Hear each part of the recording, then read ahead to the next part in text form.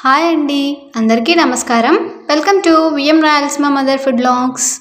అందరూ బాగున్నారా? మేము బాగున్నాము. మీరందరూ కూడా బాగుండాలని కోరుకుంటున్నాము. ఇవాళ మేము సమ్మర్ స్పెషల్ కూల్గా కుల్ఫీ చేస్తున్నాము. ఈ మండే ఎండాకాలంలో ఇలా చల్లని రెసిపీస్ని ఎప్పుడెప్పుడు తిందామా అని అనిపిస్తుంది కదా.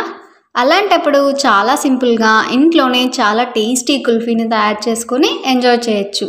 జనరల్గా మనం బయట ఐస్ క్రీమ్ పార్లర్లో కొనుక్కునే కుల్ఫీ టేస్టీగా ఉన్నప్పటికీ అందులో వాడే ప్రిజర్వేటివ్స్ హెల్త్కి అంత మంచిది కాదు అండి.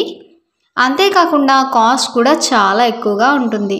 అంతంత ఖర్చు పెట్టి కొనే కన్నా ఇలా మనం ఇంట్లోనే స్వయంగా మన చేతులతో చేసుకొని ఇంట్లో వాళ్ళందరికీ పెడితే తృప్తిగా ఎంజాయ్ చేస్తారు. ఇలా మేము చేసిన విధంగా చేసుకొని టేస్ట్ చూడండి, పక్కా ఒరిజినల్ కుల్ఫీ టేస్ట్ వచ్చి తీరుతుంది.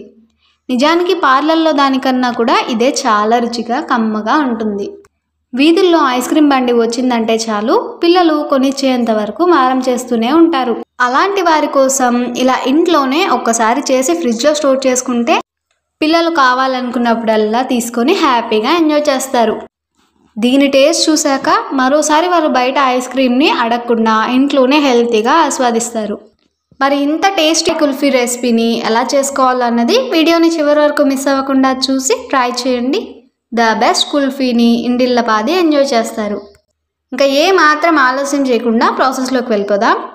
ముందుగా ప్యాన్లో 1 లీటర్ చిక్కటి పాలు వేసి స్టవ్ ఆన్ చేసి కలుపుతూ బాయిల్ చేసుకోవాలి.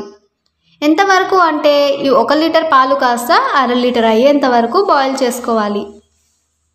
ఈ పాలు బాగా చిక్కగా అయ్యేంత వరకు సైడ్స్ ఏర్పడుతున్న మీగడని లోపలికి తోస్తూ బాగా బాయిల్ చేసుకోవాలి. చూడండి, పాలు ఈ స్టేజ్లోకి చిక్కపడ్డాక 1/4 కప్పు పంచదార వేసి ఈ పంచదార అంతా కూడా కలిసిపోయేలా బాగా కలిపేసుకొని మరికొద్దిసేపు బాగా చిక్కపడనివ్వాలి. చూడండి, పాలు ఈ స్టేజ్లో బాయిల్ అయ్యి కన్సిస్టెన్సీ ఈ మాత్రం థిక్గా వచ్చాక స్టవ్ ఆఫ్ చేసి పక్కకు తీసుకొని పూర్తిగా చల్లారనివ్వాలి. ఇలా పాలు పూర్తిగా చల్లారాక కన్సిస్టెన్సీ చూడండి ఇంకాస్త గట్టిపడి పర్ఫెక్ట్గా వచ్చింది.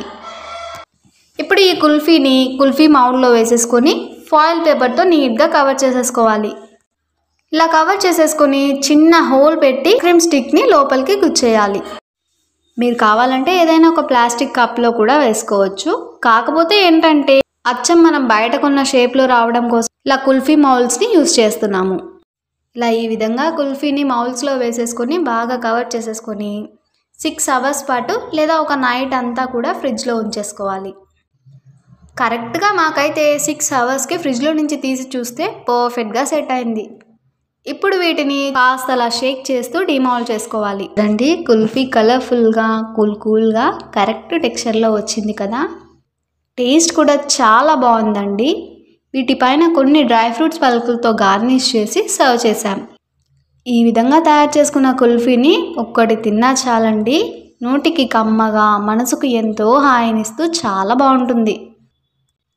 చూడండి, అచ్చం మనం బయట పార్లర్లో కొనుక్కునే టెక్స్చర్లోనే వచ్చింది కదా. అంతేకాదండి, వాటికన్నా రెట్టింపు రుచితో చాలా బాగుంది. మరి ఈ టేస్టీ కుల్ఫీని ఈ సమ్మర్లో మీరు ఓసారి ట్రై చేసి మధ్యాహ్నం టైంలో మీ ఇంట్లో వాళ్ళకి సర్వ్ చేయండి, హ్యాపీగా ఎంజాయ్ చేస్తారు. ఇంత మంచి రిఫ్రెష్మెంట్ రెసిపీస్ని చేసి పెట్టినందుకు అందరూ మెచ్చుకుంటారు. మరి ఈ టేస్టీ అండ్ యమ్మీ కుల్ఫీ రెసిపీని ట్రై చేశాక మీకు ఎలా కుదిరిందో కామెంట్ సెక్షన్లో తెలియచేయండి. అలాగే ఈ టేస్టీ అండ్ యమ్మీ రెసిపీతో పాటు ఇవాల్టి మన పొడుపు కథ వచ్చేసి అందరినీ పైకి తీసుకెళ్తాను కానీ నేను మాత్రం వెళ్ళలేను, నేను ఎవరిని? దీనికి ఆన్సర్ తెలిసిన వాళ్ళు కామెంట్ బాక్స్లో తెలియచేయండి. తెలియని వారు కామెంట్ బాక్స్లో అడగండి, రిప్లై ఇస్తాము. మన వంటలు నచ్చిన వారందరూ కూడా లైక్ చేసి తెలిసిన వాళ్ళందరికీ షేర్ చేయండి. కొత్తగా చూసే వాళ్ళైతే మన ఛానల్ని సబ్స్క్రైబ్ చేసి పక్కనే ఉన్న బెల్ ఐకాన్ని క్లిక్ చేయండి. అప్పుడే మన టేస్టీ రెసిపీస్ అన్నీ కూడా మీకు నోటిఫికేషన్ రూపంలో వస్తాయి. అలాగే ఇన్స్టాగ్రామ్, ఫేస్బుక్ పేజ్ని కూడా విజిట్ చేసి లైక్ చేయండి.